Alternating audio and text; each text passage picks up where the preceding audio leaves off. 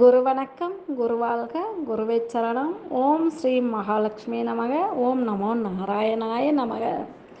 இப்போது நாம் பார்க்க இருப்பது இன்று சித்ரா பௌர்ணமி. இந்த சித்ரா பௌர்ணமியில் அழகர் ஆற்றில் இறங்குவது ஏன்? 10 நாள் விழாவின் சுவாரஸ்ய கதையை கேட்போமா? வாங்க. எல்லோருக்கும் ஐப்பசியில் தீபாவளி வரும். ஆனால் மதுரை வாசிகளுக்கு சித்திரையிலும் ஒரு தீபாவளி வருகின்றது. அழகர் ஆற்றில் இறங்கும் வைபவத்தை அந்த அளவுக்கு மிக விமரிசையாக கொண்டாடி வருகிறார்கள்.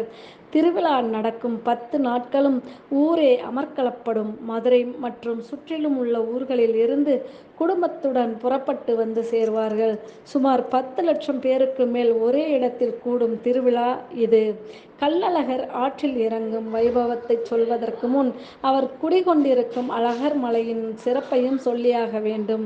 மதுரைக்கு வடக்கே சுமார் 20 கிலோமீட்டர் தொலைவில் அழகர் மலை கம்பீரமாக காட்சி தருகிறது.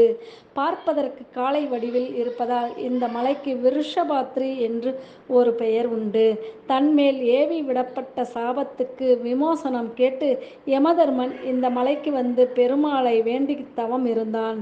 தவத்தை மெச்சி யமதர்மனுக்கு பெருமாள் சாப விமோசனம் தந்தபோது இதேபோல் இங்கேயே தங்கியிருந்து பூலோக பக்தர்களுக்கும் அனுகிரகம் பண்ண வேண்டும் என்று யமதர்மன் கேட்டுக்கொண்ட காரணத்துக்காக இந்த மலையில் பெருமாள் குடிகொண்டதாக புராணம் சொல்கிறது. எங்கும் இல்லாத சிறப்பாக இங்கு கள்ளழகராக அவதாரம் எடுத்து எழுந்தருளியிருக்கும் சுந்தரராஜ பெருமாள் சங்கு, சக்கரம், வில், வாள், கதை என பஞ்ச ஆயுதங்களுடன் காட்சி தருகின்றார். அது மட்டுமின்றி இங்கு மட்டும்தான் பெருமாளின் கையில் உள்ள சக்கரம் புறப்பட தயாராக இருக்கிறது. பக்தர்களிடமிருந்து அபயக்குரல் வந்தால் கணநேரமும் தாமதிக்காமல் துஷ்டர்களை அழிக்க வேண்டும் என்பதற்காக சக்கரத்தை பிரயோக நிலையிலேயே வைத்திருக்கிறார் பெருமாள். மூலவருக்கு அடுத்தபடியாக அதிமுக்கியமானவர் சோலைமலைக்கரசராக விளங்கும் உற்சவர்தான். அபரஞ்சி என்ற அரிய வகை தங்கத்தால் ஆனவர் இந்த சோலைமலைக்கரசர். அபரஞ்சி என்பது தேவலோக தங்கம் என்பதால் இந்த பெருமாளையும் தேவலோக பெருமாளாக பூஜிக்கிறார்கள்.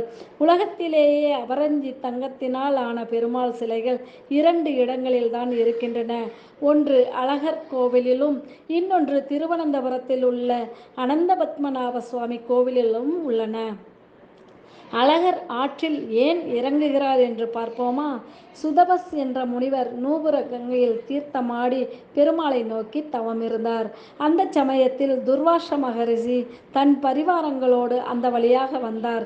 பெருமாளையே நினைத்து கொண்டிருந்த முனிவர் ரிஷி வந்ததை கவனிக்காமல் இருக்கவே ஆத்திரமடைந்த துர்வாசர் மண்டூகோ பவ, அதாவது தவளையாக போக கடவாய் என சாபமிட்டார்.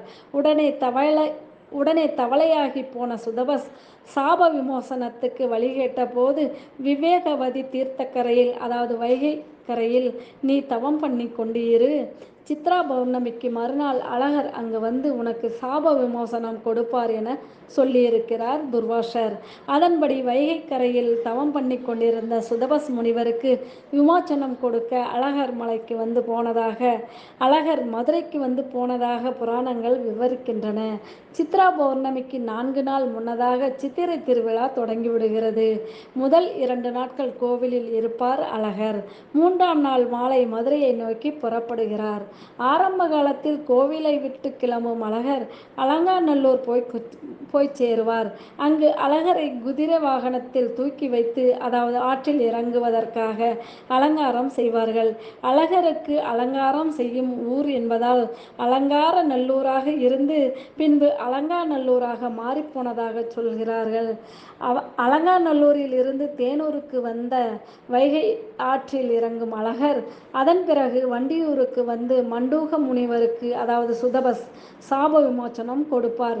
இதனால் மண்டூர் என அழைக்கப்பட்டு அதுவே மண்டியூராகி பிறகு வண்டியூராகி போனதாம்.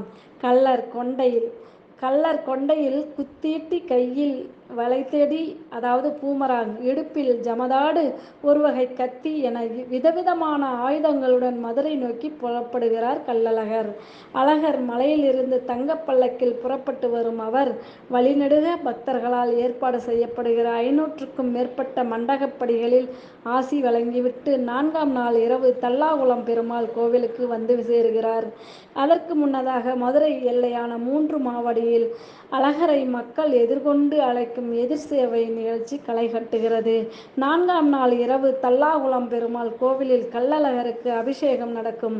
இந்த அபிஷேகத்துக்கும் நூபுர கங்கையிலிருந்து தீர்த்த நீர் தலைச்சுமையாக கொண்டு வரப்படுகிறது. அபிஷேகம் முடிந்ததும் அழகருக்கு அலங்காரம். இதிலும் கூட ஒரு நம்பிக்கை. அழகருக்கான ஆடைகள், அலங்கார பொருட்கள் அனைத்தும் ஒரு பெரிய மரப்பெட்டியில் இருக்கும். இந்த பெட்டிக்குள் சிவப்பு, வெள்ளை, பச்சை, மஞ்சள், ஊதா என பல வண்ணங்களில் பட்டுப்புடவைகள் இருக்குமாம். கோவிலின் தலைமைப்பட்டர் அந்த பெட்டிக்குள் கைவிட்டு ஏதாவது ஒரு புடவையை எடுப்பார். அவர் கையில் எந்த வண்ணப் புடவை சிக்குகிறதோ அது அன்றைய தினம் அழகருக்கு அணிவிக்கப்படும். அழகர் எந்த வண்ணப் புடவை கட்டி ஆற்றில் இறங்குகிறாரோ அதற்கு ஏற்ப அந்த வருடத்தில் நல்லது கெட்டது நடக்கும் என்பது பக்தர்களின் நம்பிக்கை. பச்சைப்பட்டு கட்டி வந்தால் நாடு செழிப்பாக இருக்கும். சிவப்பு பட்டு கட்டி வந்தால் அந்த வருடம் போதிய விளைச்சலும் இருக்காது, நாட்டில் அமைதியும் இருக்காது, பேரழிவு ஏற்படுமாம். வெள்ளை மற்றும் ஊதாப்பட்டு கட்டி வந்தால் நாடு இடைப்பட்ட நிலையில் இருக்குமாம். மஞ்சள் பட்டு கட்டி வந்தால் அந்த வருடத்தில் மங்களகர நிகழ்வுகள் நடக்குமாம். இப்படி நம்பிக்கை இருப்பதால் ஆற்றில் இறங்க வரும்போது அழகர் என்ன கலர் பட்டுடுத்தி வரப்போறாரோ என பக்தர்கள் எதிர்பார்த்து கொண்டிருப்பார்களாம். 5ஆம் நாள் பௌர்ணமி அன்று அழகர் ஆற்றில் இறங்கும் வைபவம். இதற்கு தல்லாகுளத்தை விட்டு கள்ளழகர் கிளம்பியதுமே தண்ணீர் பீச்சும் வைபவம் தொடங்குகிறது. அந்த காலத்தில் அழகர் வருவதற்கு புதிதாக பாதை அமைத்ததால் தூசி கிளம்பாமல் இருப்பதற்காகவும் வெப்பத்தை தணிப்பதற்காகவும் தண்ணீர் பீச்சும் வழக்கத்தை வைத்திருக்கிறார்கள். காலப்போக்கில் தண்ணீர் பீச்சுவது ஒரு முக்கிய வைபவமாக மாறிப்போனது. அழகர் ஆற்றில் இறங்கி வண்டியூர் போய் சேரும் வரை இந்த வைபவம் கலகலப்பாக நடக்கிறது. ஆற்றில் இறங்கும் அழகரை மதுரையில் உள்ள வீரராகவ பெருமாள் எதிர்கொண்டு அழைப்பாராம். ஆற்றுக்குள் இருவரும் மாலை மாற்றி மரியாதை பண்ணிக் கொள்வார்களாம். அதன் பிறகு மண்டூக முனிவருக்கு சாப விமோசனம் தருவதற்காக வண்டியூரை நோக்கி கிளம்புவார் அழகர். வழிநெடுக வரவேற்பு பெற்றுக்கொண்டு 5ஆம் நாள் இரவு வண்டியூர் போய் சேருகிறார் அழகர். 6ஆம் நாள் அதிகாலையில் அழகருக்கு ஏகாந்த சேவை. பயண களைப்பு நீங்குவதற்காக சந்தன அலங்காரம் பண்ணிக்கொள்ளும் கள்ளழகர் வண்டியூர் பெருமாள் கோவிலை வலம் வருவார். அதன் பிறகு சர்ப்பவாகத்தில் புறப்பட்டு தேனூர் மண்டபம். இந்த மண்டபம் வைகை ஆற்றுக்குள் திருமலை நாயக்கரால் கட்டி கொடுக்கப்பட்டது. ஏற்கனவே தேனூரில் நடந்து கொண்டிருந்த வைபவங்கள் இப்போது இந்த மண்டபத்தில் தான் நடக்கிறது. இந்த மண்டபத்திற்கு வந்து சேருகிறார் அழகர். தேனூர் மண்டபத்தில் தங்க கருட வாகனத்துக்கு மாறும் அழகர் அங்கிருந்து மண்டூக முனிவருக்கு சாப விமோசனம் தருகிறார். பிறகு தேனூர் மண்டபத்திலிருந்து மதுரை நோக்கி வரும் அழகர் ராமராயர் மண்டகப்படி மண்டபத்துக்கு 6ஆம் நாள் இரவு வந்து சேருகிறார். அன்றிரவு அங்கு தங்குகிறார். இரவு முழுவதும் தசாவதார அலங்காரங்களில் தோன்றி பக்தர்களை பரவசப்படுத்தும் அழகர் 7ஆம் நாள் காலையில் அங்கிருந்து அனந்தராயர் பல்லக்கில், அதாவது திருமலை நாயக்கரின் திவானால் செய்து கொடுக்கப்பட்ட, இது முழுக்க தங்கத்தால் இழைக்கப்பட்டது தல்லாகுளத்தில் உள்ள சேதுபதி ராஜா மண்டபம் வரைக்கும் வருவார். அன்றிரவு அங்கு அழகருக்கு அலங்காரம் கலைக்கப்பட்டு பூப்பல்லக்கில் ஜோடனை நடக்கும். 8ஆம் நாள் அதிகாலையில் பூப்பல்லக்கில் மலை நோக்கி கிளம்பும் அழகர் வழிநெடுக பூஜை புனஸ்காரங்களை ஏற்றுக்கொண்டு 9ஆம் நாள் காலையில் அழகர் கோயிலை சென்றடைவார். 10ஆம் நாள் பயணக்களைப்பு நீக்குவதற்காக உற்சவ சாந்தி அபிஷேகம் நடக்கிறது. அத்துடன் சித்திரை திருவிழாவின் 10 நாள் கொண்டாட்டங்கள் சுபமாக நிறைவுற்று மீண்டும் பழைய நிலைக்கு திரும்புகிறது மதுரை. அந்த காலத்தில் கள்ளழகரின் பாதுகாவலராக வெள்ளியங்குன்றம் ஜமீன்தார் நியமிக்கப்பட்டிருந்தார். இன்று வரை அந்த ஜமீன் வாரிசுகள்தான் கள்ளழகருக்கு பாதுகாப்பு. இன்றும் ஜமீன்தார் வந்து அவருக்குரிய மரியாதைகள் வழங்கப்பட்ட பிறகுதான் கோவிலை விட்டு மதுரைக்கு கிளம்புவார் கள்ளழகர். அந்த காலத்தில் அழகருக்கு பாதுகாவலாக குதிரை பூட்டிய சாரட் வண்டியில் அழகரை பின்தொடர்ந்து வந்து கொண்டே இருப்பார் ஜமீன்தார். இப்போது வண்டிதான் மாறியிருக்கிறது. 10 நாட்களும் அவர் அழகருடன் இருப்பார். இப்போதும் அதே வழக்கம் கடைபிடிக்கப்பட்டு வருகிறது. நன்றி. இந்த கதை நிறைவடைகிறது. மீண்டும் அடுத்த பதிவில் சந்திப்போம். சேலத்திலிருந்து உங்கள் ஆஸ்ட்ரோ ஸ்ரீ பூங்கொடி. நன்றி, வணக்கம், வாழ்த்துக்கள் அனைவருக்கும்.